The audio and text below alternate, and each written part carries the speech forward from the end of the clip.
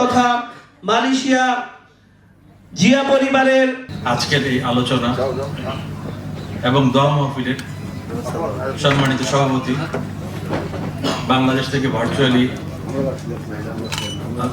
আমাদের সাথে যোগ দিয়েছেন আমাদের বাংলাদেশ জাতীয়তাবাদী যুবদল মালয়েশিয়া শাখার সভাপতি জাহাঙ্গীর আলম খান, আজকের অনুষ্ঠানের প্রধান বক্তা আমাদের যুবনেতা এবং সাবেক সাধারণ সম্পাদক যুবদল মালয়েশিয়া এবং আজকের উদ্বোধক বিএনপির সিনিয়র যুগ্ম সচিব বাংলাদেশ জাতীয়তাবাদী দল, আমাদের হুজুর এবং আন্না ইয়াতিম যারা এবং অন্যান্য মাদ্রাসার সমস্ত কর্মকর্তা যিনি এখানে এসেছেন তাদের সবার প্রতি আমাদের কৃতজ্ঞতা।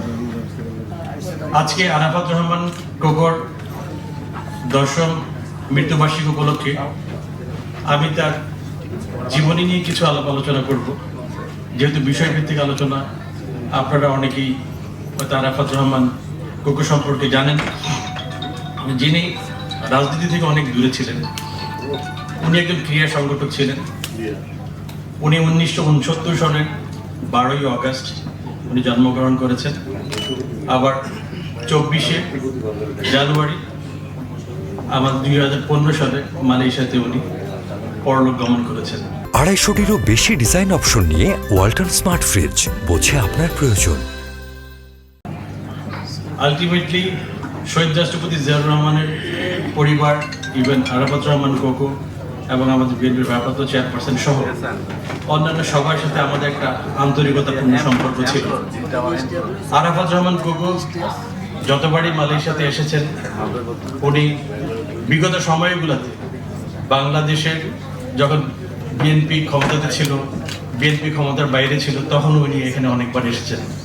বাট উনি কিন্তু কখনোই কাউকে কোনো পর্যায়ে জানানোর চেষ্টা করেন না। ইভেন কি অনেক সময় আমি দেখেছি এমবাসি থেকে আমাদের মাননীয় হাই কমিশনার সাহেব, উনি হয়তো জেনে চলে আসতো, বাট ওনাকেও বলা হয়েছিল যে আলটিমেটলি আমি তো এখানে আমার ব্যক্তিগত প্রোগ্রামে এসেছি, আমি তো কখনো দলীয় কোনো প্রোগ্রাম বা আমি কোনো সামাজিকতা মেনটেন করার জন্য তো আমি এখানে আসিনি, আমি আসছি আমার পরিবারকে নিয়ে।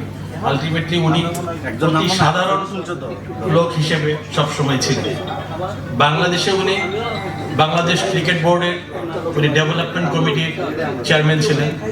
সেই ডেভেলপমেন্ট কমিটির চেয়ারম্যান হিসেবে উনি অনূর্ধ্ব-19 ক্রিকেট টুর্নামেন্ট বাংলাদেশের বিভিন্ন জেলাগুলোতে উনি শুরু করেছিলেন এবং সেইখান থেকে উনি বিভিন্নভাবে আমাদের বাংলাদেশের যত বিশ্ব সেরা ক্রিকেটার যারা আজকে বিশ্বের নাম করেছে তাদের সবাইকে উনি বিভিন্ন জেলা থেকে উনি সংগ্রহ করেছিলেন, আবার বিভিন্নভাবে প্রতিযোগিতামূলকভাবে। আলটিমেটলি ওনার সময় বাংলাদেশের ক্রিকেটের যে উন্নয়ন হয়েছে, সেই উন্নয়নের ধারাবাহিকতায় আজকে বিশ্বে বাংলাদেশ একটা অবস্থানের মধ্যে এসেছে। ইভেন কি আমার মনে আছে 2007 সালে যখন ওনার বাসাতে তৎকালীন সময়ের নিরাপত্তা সংস্থা যখন আপনার বাসাতে হামলা করেছিল এবং ওনাকে অ্যারেস্ট করার জন্য নিয়ে যাচ্ছিল, ঠিক ওই সময় উনি ক্রিকেট খেলা দেখছিলেন এবং ওই সময় তার সাথে আমার ফোনে কমিউনিকেশন হচ্ছিল যে আলটিমেটলি আমার বাসাতে তো লোকজন চলে এসছে, আমি এখন কি করতে পারি। তখন বেগম খালেদা জিয়া বাসাতে ছিলেন এবং আমাদের বিএনপির ভারপ্রাপ্ত চেয়ারপারসন উনিও বাসাতে ছিলেন। আলটিমেটলি উনি কিন্তু প্রথম ওনাকে বাসা থেকে উঠিয়ে নিয়ে যায় এবং অকথ্য নির্যাতনের মাধ্যমে ওনাকে ওনার হাত এবং পায়ে বিভিন্নভাবে আঘাত করা হয়েছিল। আলটিমেটলি ওই সময় থেকে শুরু করে উনি মালয়েশিয়াতে আসার আগ পর্যন্ত আলটিমেটলি উনি আমার সাথে কমিউনিকেশন করেছেন অল দ্য টাইম এবং মালয়েশিয়াতে যখন উনি আলাপ আলোচনার মাধ্যমে ওনাকে প্রথম আমি এখানে এবং মালয়েশিয়াতে আসার পরে আলটিমেটলি উনি খুবই সাধারণ জীবনযাপন করেছিল এবং এখানে আমার ওই সময় আমি বিএনপির আহ্বায়ক হিসেবে আমার সদস্য সচিব মোশাররফ সাহেব ছিল, সেই মোশাররফ সাহেবকে আমি দায়িত্ব দিয়েছিলাম আলটিমেটলি ওনাকে এবং ওনার পরিবারকে সম্পূর্ণভাবে বিভিন্ন সময় সহযোগিতা করার জন্য। কারণ ওই সময় এখানে প্রায় অনেকগুলো ফ্যামিলি মালয়েশিয়াতে ছিল, বিভিন্ন ফ্যামিলিগুলোকে আমাদের দেখভাল করতে হতো। সেখানে আমি এবং আমার সহযোগী মোশাররফ, এখানে আমাদের মিনাজ ভাই, এখানে আমাদের অন্যান্য জাহিদ ভাইয়ের সহ আরও অন্যান্য ভাই যারা ছিলেন, তারা সবাই বিভিন্ন সময় বিভিন্নভাবে তাদেরকে সহযোগিতা করেছেন। বাট আলটিমেটলি তারা এখানে অনেক কষ্ট করে হলেও আওয়ামী লীগ সরকারের অবৈধ মিথ্যা মামলায় তারা এখানে বিভিন্নভাবে বিভিন্ন সময় বিভিন্ন জায়গাতে নির্যাতনের শিকার হয়েছেন। সেই নির্যাতনের বহিঃপ্রকাশ হিসেবেই আমার এই প্রিয় ভাই, যেমন 2015 সালের 24শে জানুয়ারি এই মালয়েশিয়াতেই আপনার হৃদযন্ত্রে ক্রিয়াবদ্ধ হয়ে উনি ইন্তেকাল করেছেন। ঠিক ওই সময়টাতে যেদিন উনি ইন্তেকাল করেন তার আগের দিন আমি এবং আমার সাথে আমার মোশাররফ সাহেব সহ আমরা দিল্লিতে ছিলাম। ঠিক তার আগের দিন মোশাররফ সাহেব চলে আসছেন এবং তার পরের দিন সকালবেলা আমি মালয়েশিয়াতে উপস্থিত হয়েছি। 250-টিরও বেশি ডিজাইন অপশন নিয়ে ওয়ালটন স্মার্ট ফ্রিজ, বোঝে আপনার প্রয়োজন। তারপরে আপনারা এখানে যারা ছিলেন বাংলাদেশের জাতীয়তাবাদী দল এবং বাংলাদেশ সব বিভিন্ন ইসলামী মূল্যবোধে যারা ছিলেন, তারা সবাই বিভিন্নভাবে যে সম্মান দেখিয়েছেন বেগম খালেদা জিয়ার কনিষ্ঠ সন্তানের জন্য, শহীদ রাষ্ট্রপতি জিয়াউর রহমানের কনিষ্ঠ সন্তানের জন্য এবং আমাদের তারুণ্যের অহংকার তারেক রহমানের ছোট ভাইয়ের জন্য যে সম্মান আপনারা দেখেছেন, তার জন্য এই পরিবার এবং বাংলাদেশ জাতীয়তাবাদী পরিবার সবাই অনেক কৃতজ্ঞ মালয়েশিয়ার সকল প্রবাসীদের কাছে।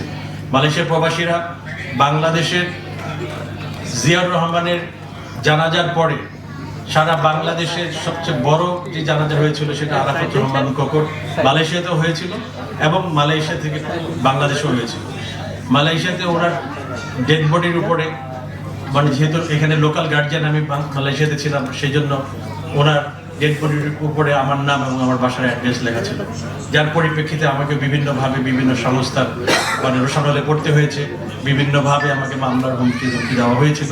তারপরেও আলটিমেটলি ওনার ডেড বডি নিয়ে এবং ওনার পরিবার নিয়ে আমরা বাংলাদেশে গিয়েছিলাম এবং ওই সময়টাতে আমাদের যে একটা করুণ অবস্থা, সেই অবস্থা থেকে মানে উত্তরণের জন্য মানে বেগম খালেদা জিয়া যে মানসিকভাবে যেভাবে ভেঙে পড়েছিল, সে মানে ভেঙে পড়ার সময় বাংলাদেশের জনগণ যেভাবে ওনাকে মানে সহযোগিতা করেছে, সহায়তা দিয়েছে এবং যেভাবে মনোবল দিয়েছে এবং জাতীয়তাবাদী পরিবার যেভাবে মনোবল দিয়েছে, তার জন্য এই পরিবার তাদের কাছে অনেক কৃতজ্ঞ। এবং আপনারা সবাই আমাদের আরাফাত রহমান কোকো ভাইয়ের জন্য দোয়া করবেন এবং আরাফাত রহমান কোকো ভাইয়ের পরিবারের জন্য দোয়া করবেন।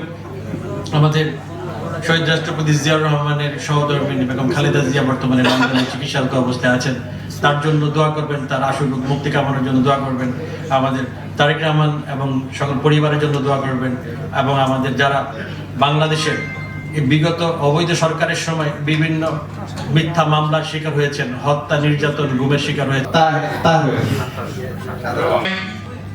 সিনিয়র যুগ্ম সাধারণ সম্পাদক বিএনপি মালয়েশিয়া আমাদের মাঝে আরো আমি দুটো তিনটে কথা কোকো ভাইয়ের সম্বন্ধে আমি বলবো, কেননা এই কোকো ভাইয়ের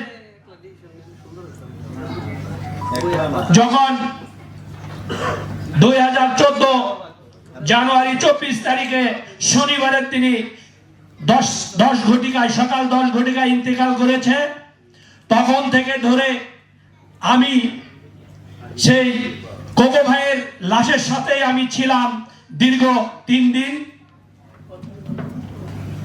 আর সে সাথে আমি বলতে চাই যে এই আমার জীবনের প্রথম লাশ আমার ঘাড়ে নিয়েছি সেই কোকো ভাইয়ের লাশ। আমি আসলে মানব যত যাই কোক, আমি কিন্তু লাশ থেকে ভয় পাতাম, কিন্তু আমি এই কোকো ভাইয়ের লাশ আমি প্রথম আমার জীবনে আমি নেই।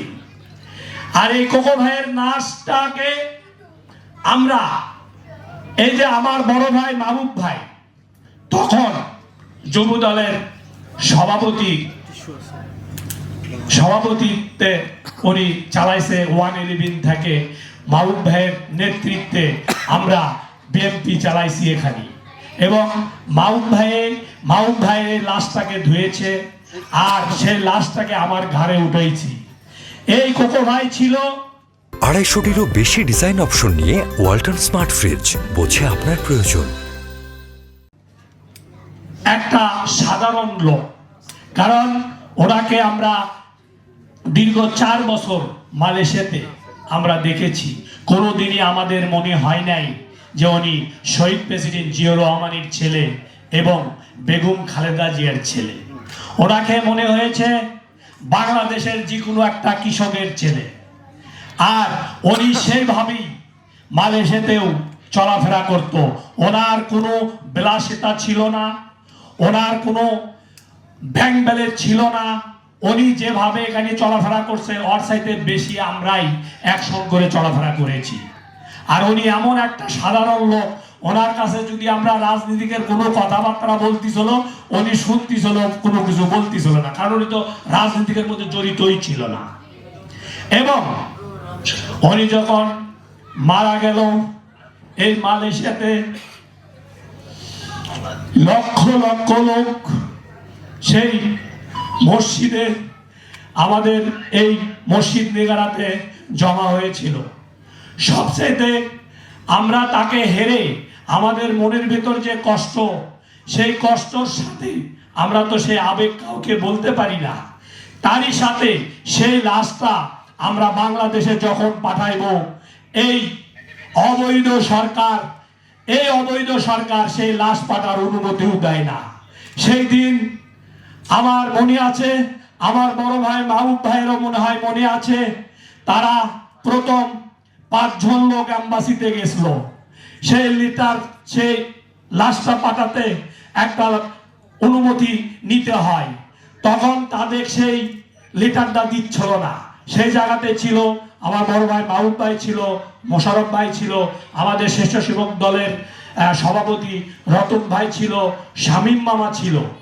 আমাকে মাহবুব ভাই ফোন করে যে মিরাজ ভাই আপনি কোথায় আছেন? আমি তখন বললাম ভাই আমি এয়ারপোর্ট থেকে আসতেছি রাস্তায়। তো উনি আমাকে বললো অতি তাড়াতাড়ি আপনি এম্বাসির সামনে আসেন। তখন আমার গাড়িতে ছিল নজরুল ইসলাম আজাদ, আর আমার সহকর্মী এবং আমার যুব দলের সভাপতি ছিল, আমার সাথে নাসির ভাই ছিল। পরে আমি আজাদ ভাইকে আমি হোটেলে নামে দিয়ে অতি তাড়াতাড়ি আমি চলে গেলাম এম্বাসিতে। মাহবুব ভাইকে আমি বললাম ভাই কি হয়েছে? তখন মাহবুব ভাই বলতেছে এই ব্যাপার, কোকো ভাইয়ের লাশ পাঠানোর অনুমতির এরা গেটই খুলতেছে না। তখন আমি ওনাদের সামনে যে ভাষা কয়েছি, ওখানকার গার্ড তখন গেট খুলে দিয়েছে। গেট খুলে দেওয়ার পরে ভাইকে আমি বললাম, মাহবুব ভাইকে বললাম বলেন কোন অফিসারের রুম কোনটা? তখন আমাকে বলে দিল ওই যে সিঁড়ি দিয়ে এর উপরে। আমি যাই দরজাতে একটা লাঠি মারা পরে মাহবুব ভাই আমাকে ধরে বলতেছে কাম হয়ে গেছে, আপনি নিচে চলে যান।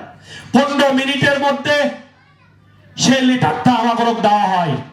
সেই লেটারটা দেওয়ার পরে আমরা তার পরের দিন মঙ্গলবারের দিনই সেই লাশকে এয়ারপোর্ট পর্যন্ত আমরা দিয়ে আসি। এবং আমি লাশের সাথে যাব আমি, কারণ আমার আবেগে আর সহ্য হচ্ছে না।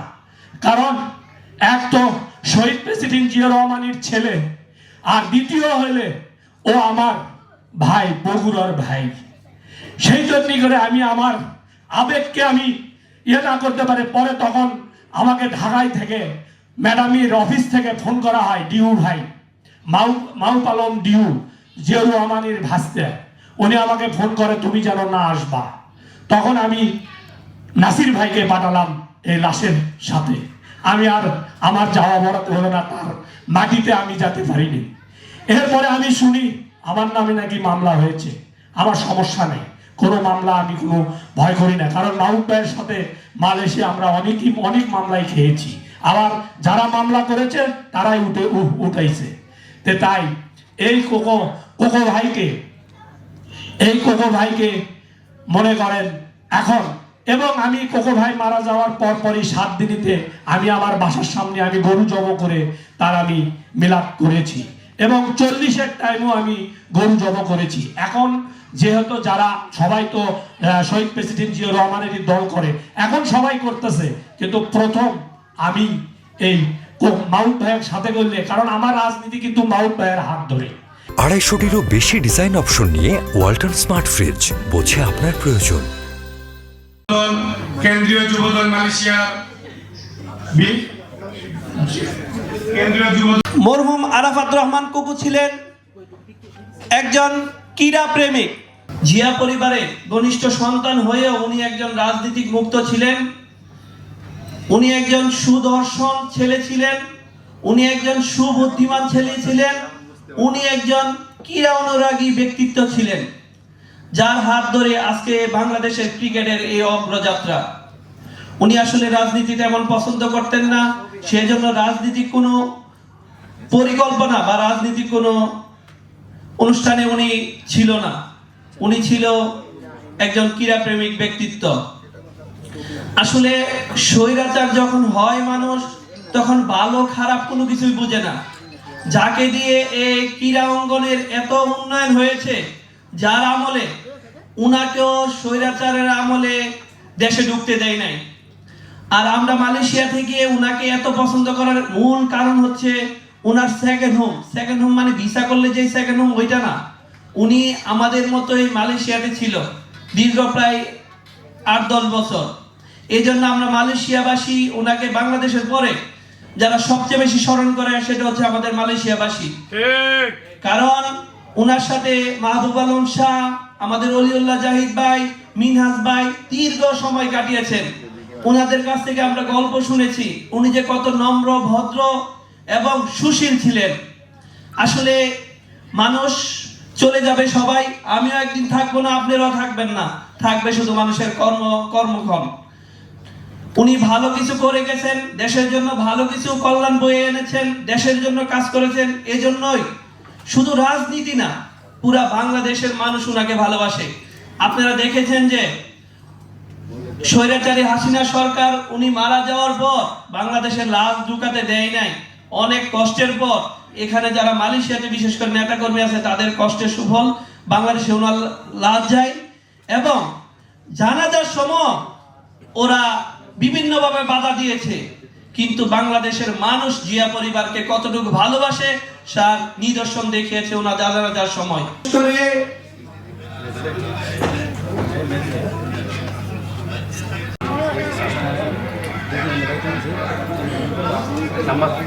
ক্রীড়াঙ্গনের একজন প্রিয় ব্যক্তি ছিলেন, যার হাত ধরে বাংলাদেশ ক্রিকেট আজকে এই জায়গায় এসে পৌঁছেছেন। উনি শহীদ রাষ্ট্রপতি জিয়াউর রহমানের কনিষ্ঠ সন্তান। আমাদের হাতে ওনাদের লাশ বাংলাদেশে গেছে, আমরা একসাথে ছিলাম দীর্ঘদিন, যেই কারণে আমাদেরকে এগুলা আমাদের দায়িত্ব আমি মনে করি মালয়েশিয়া যুবদল বিএনপি যারা তাদের একটু বেশি। তো যাই হোক, আমি এই ওনার বিদায় আক্তার মাগফিরাত কামনা করছি, আল্লাহ যেন ওনাকে ব্যস্ত নসিব করেন। আর আমি 2-4টা দলীয় যেহেতু বিষয় আছে, উনি আমরা বিএনপির লোক, ঘরের লোক, ওনারা যে পরিবারের একজন কনিষ্ঠ সন্তান। আমি 2-4টা কথা বলে আমার বক্তব্য শেষ করি। 1 নম্বর হচ্ছে, আপনারা জানেন আগস্টের 5 তারিখে যে যুদ্ধ হয়েছে, আমাদের সকলের অতি আদরে জনাব আরাফাত রহমান কুকু ভাইয়ের 10ম মৃত্যুবার্ষিকীতে যে অনুষ্ঠান, এটার উদ্বোধন আমি ঘোষণা করতেছি। তোমার দরবারে 2খানা হাত তুলন করিয়াছি, মেহের সমস্ত ভাইদেরকে বিশেষ করে তুমি সফলতা দান করিয়া দাও। ইয়া আল্লাহ, আমরা যারা হাত তুলন করিয়াছি, ইয়া আল্লাহ, কিছুদিন আগে কুকু সাহেবের জন্য খতম করানো হয়েছে। আল্লাহ, ওই খতমকেও তুমি কবুল আর মঞ্জুর করে নিও।